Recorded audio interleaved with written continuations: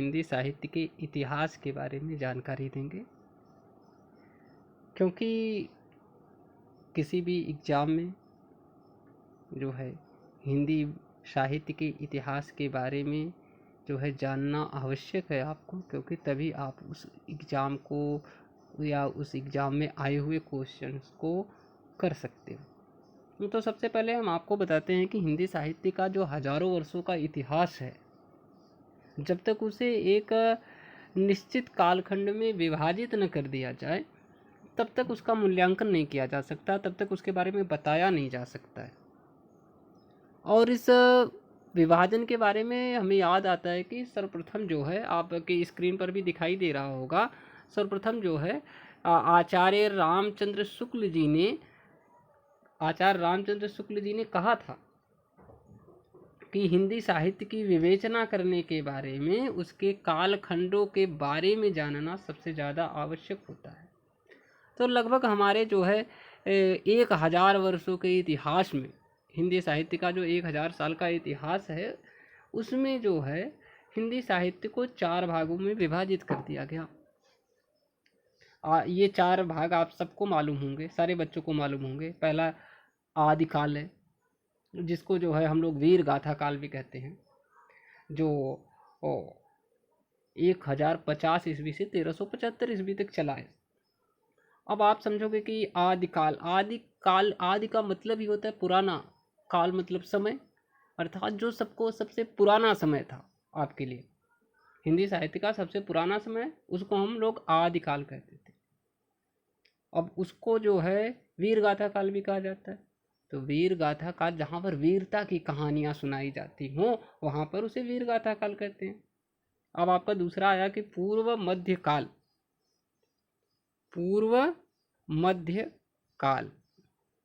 जिसको हम लोग जो है भक्ति काल भी कहते हैं। यह 1375 ईस्वी से 1700 ईस्वी तक यह काल चला। मध्य मतलब आप बीच का समझ ही रहे हो।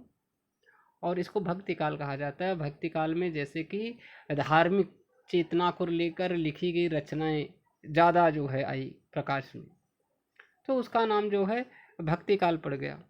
तीसरा है उत्तर मध्य काल, जिसे रीति काल भी कहा जाता है, अर्थात सामाजिक ताने बानों पर बुनी हुई चीज़ें या सामाजिक ताने बाने पर बुना हुआ लेखन जो है, उसको जो है रीति काल कहा जाता है। 1700 ईस्वी से 1900 ईस्वी तक चला। और ये चौथा आपका जो है आधुनिक काल, जिसको गद्य काल भी कहा जाता है, ये 1900 ईस्वी से 1984 ईस्वी तक जो है हुआ। तो अब हम आज जो है इन चारों जो है 4 कालखंडों को जो है अलग अलग विभाजित करेंगे। आपको आदि काल के बारे में भी बताएंगे, जिसे वीर गाथा काल भी कहा जाता है। पूर्व मध्य काल के बारे में भी बताएंगे, जिसे भक्ति काल कहा जाता है।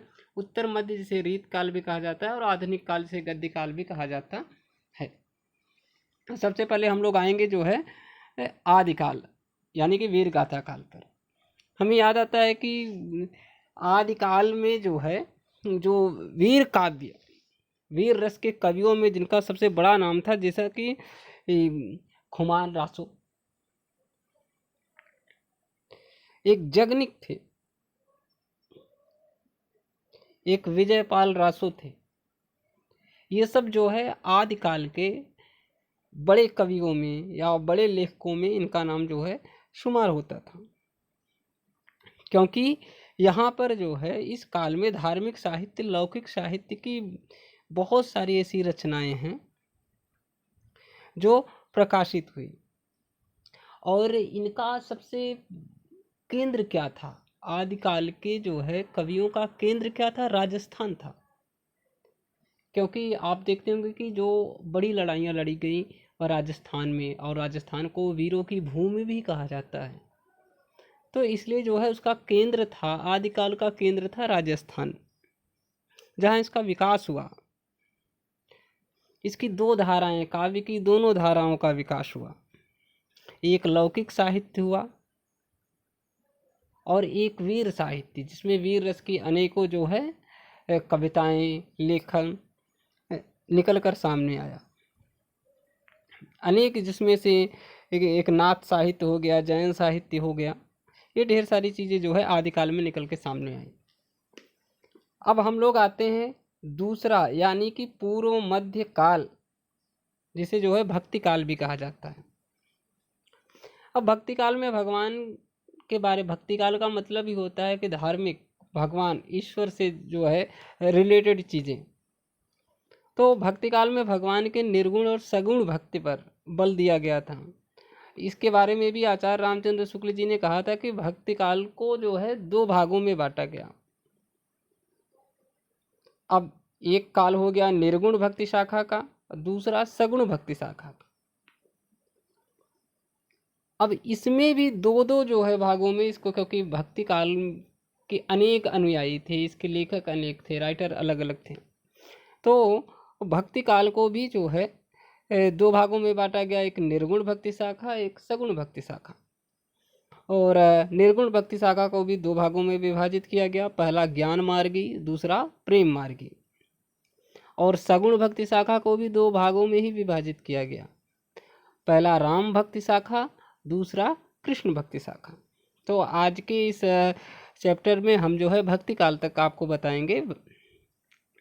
पहला जो है निर्गुण भक्ति शाखा के बारे में हम आपको बताते हैं। निर्गुण भक्ति शाखा में के सबसे बड़े कवियों में जिनका नाम था,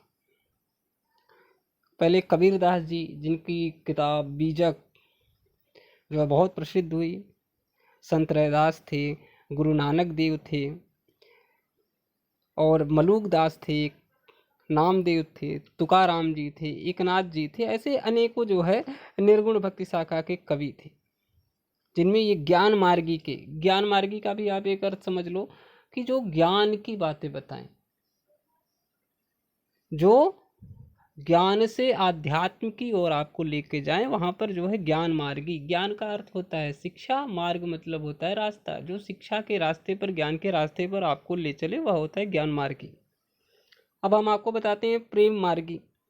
प्रेम मतलब होता है श्रृंगार।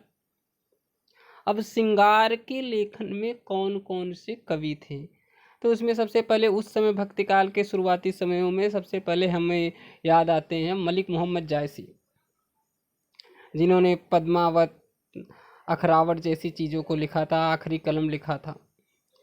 दूसरे थे मंझन, जिन्होंने मधुमालती लिखा हुआ था। उस्मान जी थे, शेख नबी थे, जिन्होंने ज्ञानदीप लिखा हुआ था। मुल्ला वजीह है, जिसमें कुतुब मुस्तरी लिखा हुआ था। और मीरा हाशमी, जिन्होंने यूसुफ जुलेखा लिखा हुआ था। ये तो निर्गुण भक्ति शाखा के दोनों, एक ज्ञान मार्गी और प्रेम मार्गी हो गए। अब हम लोग आते हैं सगुण भक्ति शाखा में। सगुण भक्ति शाखा में पहला हो गया जो है राम भक्ति शाखा के कवि। अब राम भक्ति शाखा के कवि में आप जाओगे तो सबसे पहला नाम आपको याद आ जाएगा कि तुलसीदास जी, जिन्होंने जो है रामाज्ञा प्रश्न, रामलला नहचू, जानकी मंगल, रामचरितमानस, पार्वती मंगल जैसे अनेकों जो है रचनाओं को लिखा। विनय पत्रिका, दोहा पत्रिका, कवितावली। दूसरे भी कवि थे जैसे स्वामी रामानंद, इनका एक सबसे अच्छी काव्य संग्रह श्री रामार्जुन पद्धत, ये बड़ी प्रचलित हुई। इसके बाद एक है स्वामी अग्रदास जी, जिन्होंने राम भजन मंजरी नामक जो है एक काव्य रचना लिखी हुई थी, जो काफ़ी प्रसिद्ध हुई। एक नाभादास जी थे, ईश्वर दास जी ने, जिन्होंने भरत मिलाप तथा अंगद पैज नामक जैसी रचनाओं लिखी। अब हम लोग आ जाते हैं कृष्ण भक्ति शाखा में, जिसमें जो है कृष्ण भक्ति शाखा में सबसे पहला नाम आपके सामने आएगा सूरदास जी का, जिन्होंने सूर सागर, सूरावली, साहित्य लहरी, सूर पचीसी, सूर रामायण, सूर साठी इत्यादि जो है रचनाओं को लिखा। मीराबाई जी हैं, जिन्होंने रुक्मणी मंगल इत्यादि जैसी रचनाएं जो हैं लिखी। रसखान जी, जिन्होंने प्रेम वाटिका, दान लीला, अष्टयाम आदि चीज़ें लिखी। तो जो है भक्ति काल शाखा में इतनी सारी चीज़ें जो है आप लामबंद तरीके से हमने आपको बताया। हम आपको आगे की जो है 2 काल के बारे में आपको नेक्स्ट टाइम बताएंगे, यानी कि कल परसों जब भी ये वीडियो बनेगा, तो उस दिन हम आपको रीत काल, जिसे श्रृंगार काल भी कहा जाता है, और आधुनिक काल के बारे में आपको बताया जाएगा।